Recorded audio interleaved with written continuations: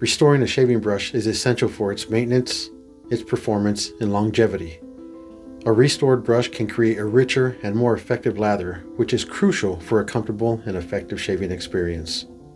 Proper maintenance and restoration can extend the life of your shaving brush, allowing you to enjoy it for years to come. Restoring a shaving brush can add a personal touch to your grooming ritual, making it a more enjoyable and meaningful experience. By restoring a shaving brush, you can ensure that it continues to perform at its best and remains a valuable tool in your grooming needs. And I'm going to show you my process on how I restore my vintage shaving brushes. So stay tuned.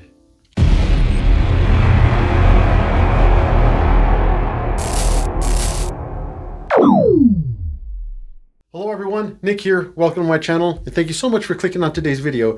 So today I am going to show you my process on how I pick up and restore these vintage shaving brushes.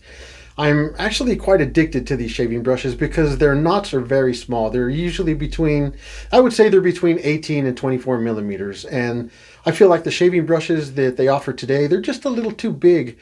It doesn't give you it gives you too much splay, which doesn't give you much room to work the lather on your face. The modern brushes, they take up a lot of room inside your shaving brushes.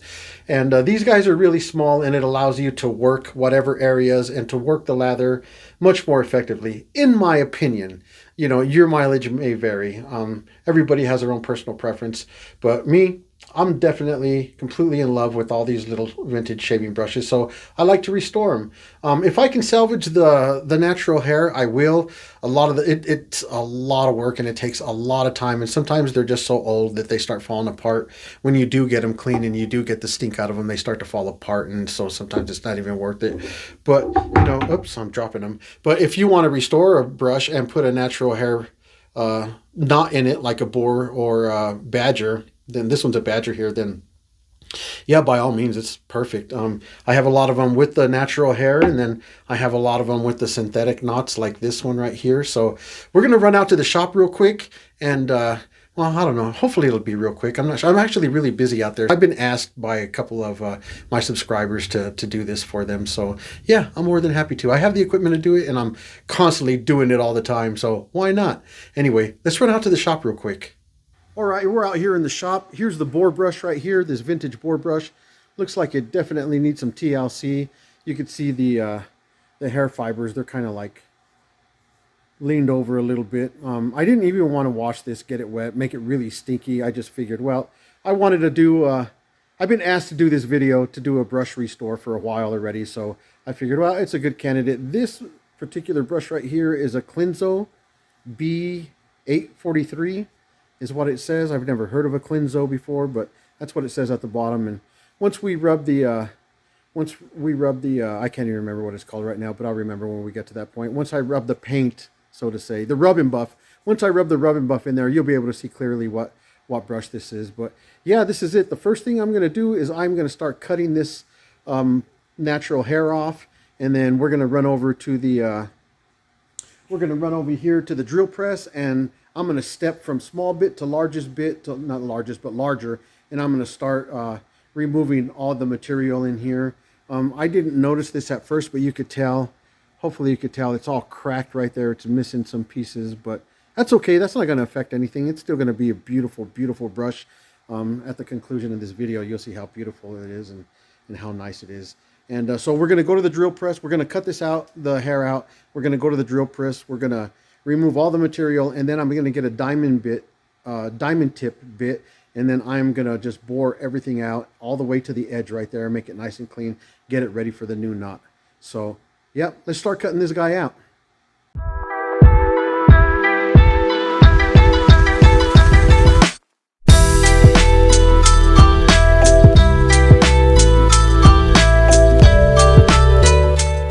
So here's the brush with all the hairs removed.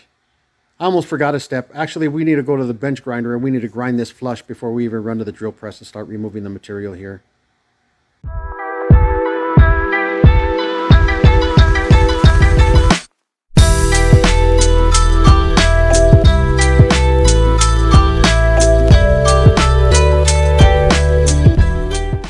All right, that's what it looks like when you got it ground down. Just be very careful that when you're getting close to the brush here, Yeah, just don't touch the brush with it. Whoops.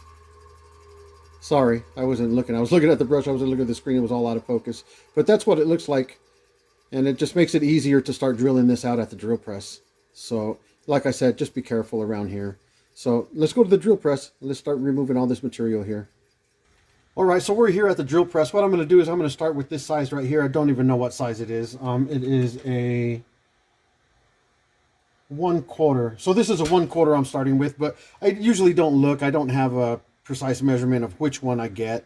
I just grab one, but I'm going to use this one, and then little by little I'm just going to start stepping it up bigger and bigger and bigger, and just start removing as much of this material out of this knot, or not out of this knot, but out of this handle here, and then I'll move over to the diamond tip bit and we'll start removing it from there. So yep.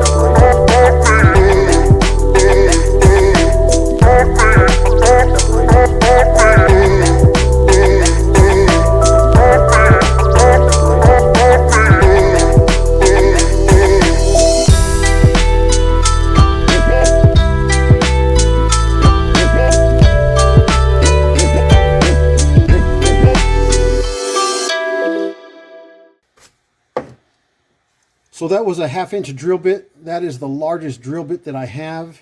So now I'm going to actually step over to the, well, I'm going to stay right here, but I'm going to move over to the diamond tip bit, which is this guy right here. I got all my diamond bits here. So I am going to grab this guy, and I'm going to put this guy inside of the drill press, and then we're going to continue to just clean out all the edges of this material here. We're going to remove everything, get ready for polishing and the new knot.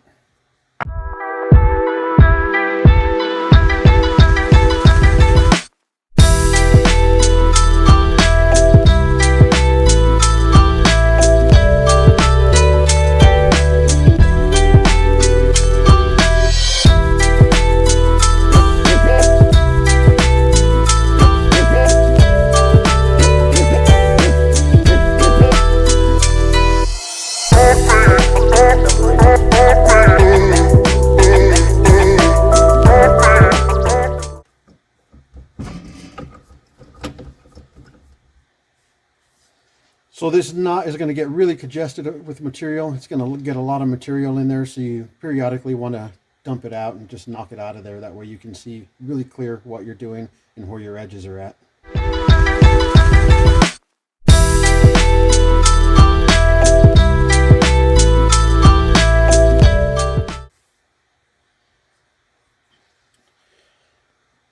So hopefully this is coming out on camera. This is how I know I have reached my edge. You can see the hair fibers right here, but right here you can't see any. It's nice and smooth. Once you see these hair fibers right here on this edge start disappearing, then you know you're at the very edge there, and you don't need to continue any further. You can continue this way, knocking the rest of these hair fibers out. Because if not, then you're going to start boring out the hole and making it bigger and bigger. You don't want to do that.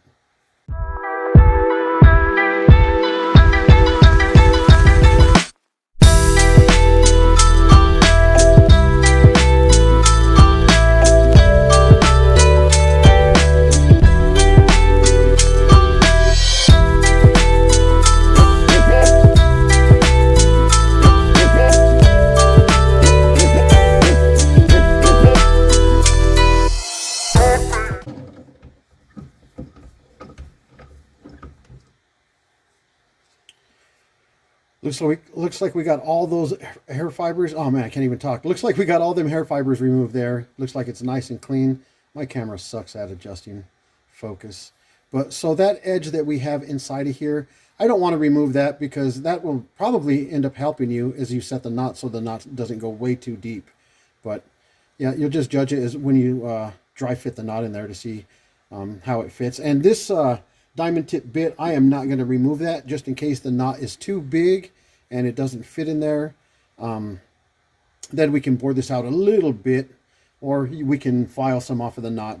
We're just gonna make it fit is what we're gonna do. So I'm gonna empty all the material out from it. Got stuck down. It's not stuck, but it just dropped in there. And then we're gonna go over to the wash basin. We're gonna clean this guy up real quick, and I'll get my jewelry polisher ready, and we're gonna start polishing this guy up. And oh man, that's when the beauty really happens. When you're boring this out, take your time. You are not in a hurry. If you're in a hurry, then yeah, you don't want to have an accident. It's going to get dangerous if you're in a hurry. So just take your time. All right, we're here at the wash basin. So what I'm going to do is I'm just going to get this guy rinsed off really well. Hopefully you can hear me okay through the with the water running. But I'm going to get him rinsed off really good, get the inside rinsed off. I'm just going to put a little bit of water there. I'm going to cover it with my thumb. I'm going to shake it really good just to make sure I get the inside rinsed really well. And so what I'm going to use to wash this brush here actually is just a regular toothbrush, and I'm going to use some dish soap, some Dawn dish soap. I always use Dawn. Yeah, that handle's a little stinky. That'll go away though. I use Dawn for everything, all my restorations. If I'm restoring either brush handles, or if I'm restoring vintage razors, it doesn't matter if they're brass or what they're made out of. This is what I use, is Dawn dish soap and a toothbrush to get them all cleaned up. I'll do a vintage razor restoration. I'll do that soon. I've got everything all set up for it. I just haven't done it yet. But what I'm going to do is I'm just going to brush this off really well, get them cleaned up really nice. And, try to get them as clean as I can.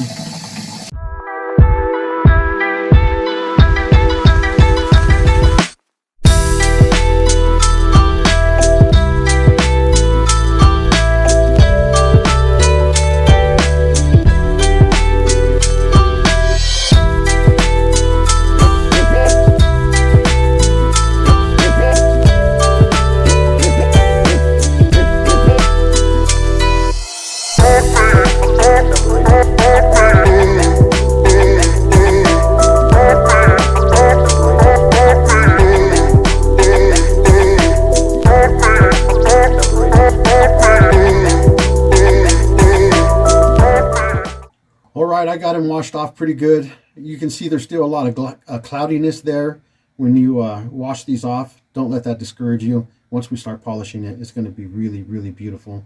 So let's run over to the jewelry polisher. All right, we're here at the jewelry polisher. I'm going to use Flitz polish to polish this handle. It's all metal polish, but it's also good for plastic, paint, and fiberglass. With that being said, what I want to mention is this handle right here is they're either rubber set or they made out of plastic. This wheel, when it starts spinning, gets super hot right away. So you want to use a very light, gentle touch. You don't want to dig in there, because what's going to happen is you're going to melt this with the heat, and you're going to screw it up, you're going to mess it up, and you're going to be very disappointed. So you want to use a very light touch. These are 100% cotton wheels. This one I have that I put my Flitz on it, and then this one over here has absolutely no, it has no polishing compound on it. This one is just a polish. This is going to give it the mirror finish. This is going to buff it. This is going to polish it, I guess, with the Fitz polish. And then this one right here that has no compound on it or no polish on it, this is going to bring it to a mirror finish. So I'm going to shake this up. This stuff starts settling instantly. As soon as you shake it up and you set it down, it starts settling. So if you're going to do 2-3 applications, what you want to do is you want to shake it up really good after every application, or not application, but you know what I'm saying. If you're going to do another brush and you got to put more, if you're going to use more of it, shake it up. because it does settle. So I need to get another one. I'm almost out of it. I do so much of this stuff, but I'm going to open it up. And these guys right here, they're just they're just hundreds and hundreds of little cotton wheels that are put together. So what I'm going to do is I'm going to get this on there, and then I'm just going to kind of massage it in a little bit. So I'll just get it on all the way around here. And this Flitz is really inexpensive, man. You can get it really, really cheap. I always go to Ace Hardware. That's where I find it. I've got an Ace right down the road from my house. So yeah, they know me pretty good because I should buy it by the case. I use so much of it. So I've got it on there. So what I'm going to do is I'm just going to massage it in there a little bit, go all the way around. And then I'm going to start the wheel. I'm going to start the polisher, and then I'm going to turn it up all the way. And that's going to help get all the excess out, you know, that way when you're polishing your handle, it's not all spitting on your face and flying in your face.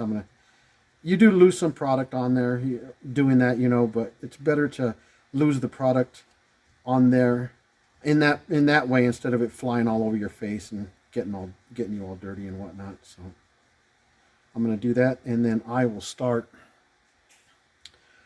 polishing it. Just wipe my hands off real good here.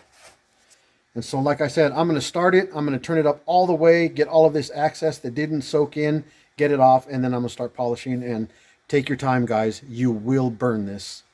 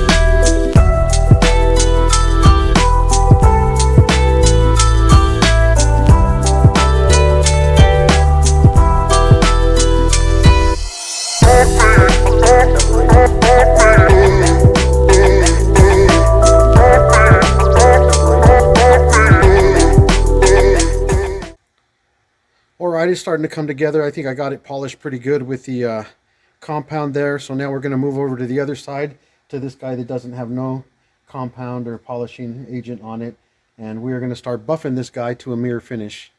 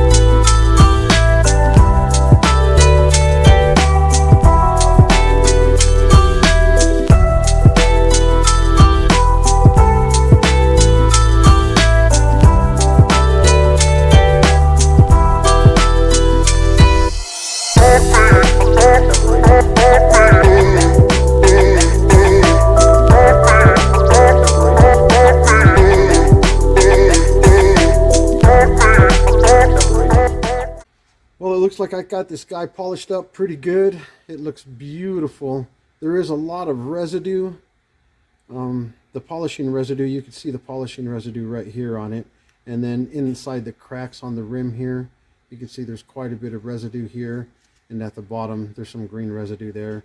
But it polished up really, really nice. Looks like a brand new brush, to be honest with you, besides the cracks and the and the residue on there. So I'm going to run over to the wash basin and I'm going to hit it one more time with my toothbrush and the Dawn dish soap, and I'm going to try to get all of this polishing compound out of it, and then we'll move forward to the finishing touches. All right, we're done polishing this guy and it came out beautiful. And this has actually turned out to be one of my favorite brushes, and I believe it is because it has these imperfections in it right here. If anybody that watches my channel, you guys know that imperfections to me, it just adds character. I really, really love that. In my eyes, it's the creator letting me know that nothing's perfect and that we're not perfect. And yeah, but it came out phenomenal. This is a beautiful, beautiful brush. I hope the lighting is making a difference here. I do have a little light here. I'll try to turn it on. There it goes. I don't know if that made a difference, but yeah, this brush handle came out beautiful. And it is cracked up here and it is blemished. And I actually, yeah, I actually came to love that. It's beautiful, beautiful. So let's move forward on finishing this guy up. So what I'm going to do is I have, or I had, oh yeah, so I have some Rub and Buff here. This Rub and Buff I found over at Hobby Lobby. You can find different colors. I believe this is the gold leaf, yeah, and you can get the silver also. So what I'm going to do is I'm going to get just a tiny little bit of this in on my fingertip and rub it into to the engraving. And when I mean a little bit, I mean just a little bit. A little tiny bit goes a long way. So I'm going to get that much there on my fingertip. And so I am just going to rub it inside of these letters here. And see how it covered it really quick. This stuff is so fine that it goes a long, long way. And so I'm just going to rub it in there as best I can, moving right, left, or up and down, sideways, you know, diagonal, every single way you could think of to get this Rub and Buff inside of those letters. Then I'm going to take my little fiber cloth here. I'm going to rub it off, rub the excess off. And this stuff is so fine that it gets into everything. So you're going to have it in areas you might not want it in, but don't worry about it. It's a vintage brush. It's got scratches, it's got age, it's got stories to tell. So don't worry about it. Just know that it's going to come out the way it's supposed to. Maybe might not want to come out the way you want it to, but it's going to come out the way it's supposed to. So I'm just going to use my fingernail to dig in, kind of get in between the letters and, you know, the fine little areas that it's not supposed to be in. So I'll go all different directions trying to dig it out. I'll take a good look at it, and I'm going to double this up just to get it a little softer. And then I'm going to just continue to try to clean it up a little bit. Like I said, sometimes this could be, you have to put a little bit of effort into it. It's not going to wipe off perfect. And all right, let's look at that. Oh, that's beautiful. That's beautiful there. Now you can read what kind of brush the handle this is. You can see all the letters, and that is gravy right there. And because it's sitting inside of the letters, it's really not going to smear anywhere, so you don't have to worry about it. So let's get ready to start gluing a knot in here. So I have a box here. This is a Timberwolf brush knot from Maggard Razors. I said Maggard, but it's not Maggard, it's Maggard. And we're going to get this guy opened up, and we're going to get this brush knot out of here, and we're going to get it set. So here is the brush knot. This is a Timberwolf brush knot. Let's just dry fit it real quick. Yeah, so it's not going in there completely all the way, as you can see. So what we're going to do is we're going to take a little file. I got a set of files here, and we're going to file it down. And I might take it back to the drill press and probably open this up a little bit. But it's really good to file these down anyway, because you don't want to glue these in when they're totally smooth like that.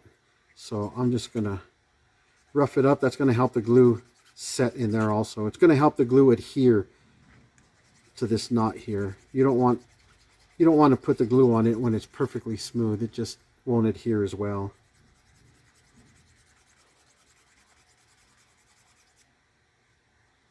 So I am going to continue to do this, and it doesn't feel like it's going to make much of a difference as far as getting it to fit in there. I think I'm going to take this back to the drill, this handle back to the drill press, and just open it up just a tiny little bit, because just the tiniest little amount will open it up to accept this brush knot here. But this is a beautiful Timberwolf brush knot. I just thought maybe it would match the handle really well. So yeah, it's not going in there. There's still a lot of glue you could see at the base of this knot here. So I'm going to run over there and I'm going to open it up just a tiny little bit. All right, I was able to open this brush handle up a little bit here, and now it does accept the knot really well. Fits in there just beautiful. So we're going to glue it in, and I'll tell you how I glue this in. So what I'm going to use is 100% waterproof silicone glue. I picked this up either at one of the big box stores. It was either Lowe's or Home Depot is where I grabbed this guy from. But you want to get 100% waterproof silicone. And the reason I use silicone is because if I ever want to change these knots out, all I got to do is just steam it, and that knot will come right out. The silicone will get soft. It'll release the knot, and you'll be able to take the knot out and put a different knot in if that's what you choose to do. I don't like using anything permanent, just in case, you know, you want to replace it and then you can't. But I'm going to get this glue all the way down to the bottom here, and then I'll explain to you the method I found best for doing this, because you can screw this up, and this is how you can screw it up. Let me explain it to you. So I'm going to put a bead of glue all the way, not all the way around. You don't want to go all the way around putting a bead of glue, because what's going to happen is if you put a bead of glue all the way around and then you put your silicone or you put your knot in there, so what happens at that point is you have trapped that air inside of your handle. And when you push it down, what's going to happen is that air's got to go somewhere, right? So it's going to go and it's going to squeeze out, and all that glue is going to come shooting out and squeezing out, and it's not a good thing. So the method I found was you want to put glue or silicone around the edge here, and then you want to leave a little opening to where the glue isn't touching. There's a little gap in between your glue line here, and when you push this knot in, that's gonna be a little path for the air that's trapped in there to release. And then what you'll do at that point is you'll spin your knot. You'll just spin it like that, and then that's going to seal it up. And that's the best method I have found, because I have screwed up a couple of brushes by putting the bead of silicone all the way around and then squeezing it in there and not taking into consideration that there's an air pocket in there, and that air has to go somewhere. So that's a really, really good tip that I really don't see many people explaining. And I actually had a couple of failures because of that. And yeah, so just be mindful of that. Don't do that. So what I'm going to do is I'm going to take this glue, and for some reason this guy is always really tough to come out. So I don't know if I'll be able to catch it and get it on camera, but I'm just gonna try to squeeze. I'm gonna try to squeeze. Nope. It's been sealed, so I know that there's glue in there that's good. It's just always been a pain in the butt to get glue out of this guy. There it comes. Now he's coming. It's just really hard with this tube for some reason. So I'm going to put a bead of silicone in here. Put a nice good bead. Oh, I did what I told you guys not to do. I didn't leave a gap, so I'm going to have to make a gap right there.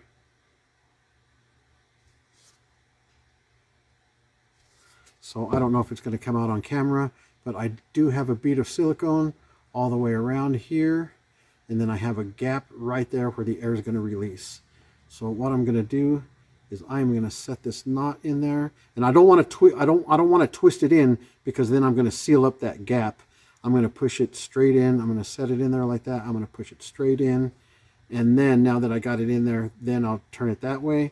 I'll turn it back this way, just to make sure that everything is lined up. And if it's not perfectly straight, it looked like it was a little crooked in there, At this point, you can straighten it out. You just want to look at it and make sure that the knot's in there straight. It's looking good, and it is. And that's the best method I have found to setting these knots inside of these brush handles. Well, guys, that's my method for restoring these vintage shave brushes. Here's what it looks like. I think it came out very beautiful. It looks really, really nice. I actually fell in love with another brush, believe it or not. So yeah, this guy looks really, really nice. I just want to let you guys know that if you guys don't have the equipment that I have to do this, you can get all this done with the Dremel tool. The Dremel tool has hundreds of attachments. You can get all of these attachments, and you can use a Dremel tool to get these same results with your vintage shave brushes. It's really no big deal. It was a big deal to me when I first started, but now that I've done tons of them, it's no big deal. I just run through it real quick and I restore them. But this came out very, very beautiful. I really like this. Now it'll go into my collection, and not just go in my collection, I'll use it. So yeah, very beautiful brush. That's my process. I hope you guys like this video. I hope you guys learned something. I know a couple of my subscribers have said they wanted to know the process of doing this. I know Bob said that he passes on a bunch of shave brushes, vintage shave brushes at the flea markets because he doesn't really know what to do with them. So Bob, I hope this helps you, brother. You inspired me to make this video. It's a video I thought about making a long time ago, but I just never found a reason to do it. Now I did, so I hope you guys like this video. So anyway, guys, here's the shave brush again. I hope you guys like this video. If you liked it and you're new here, please consider liking and subscribing. I really appreciate it. If you're already a subscriber, brother, I hope this helped you. And it's good to see you again. Thank you for being here. So anyway, guys, I'm going to put this down. I'm going to let it set up, and then we'll take it inside and we'll put it in the collection with all the other ones. So anyway, hey, you guys take care of yourselves. I'll catch you guys next time. God bless.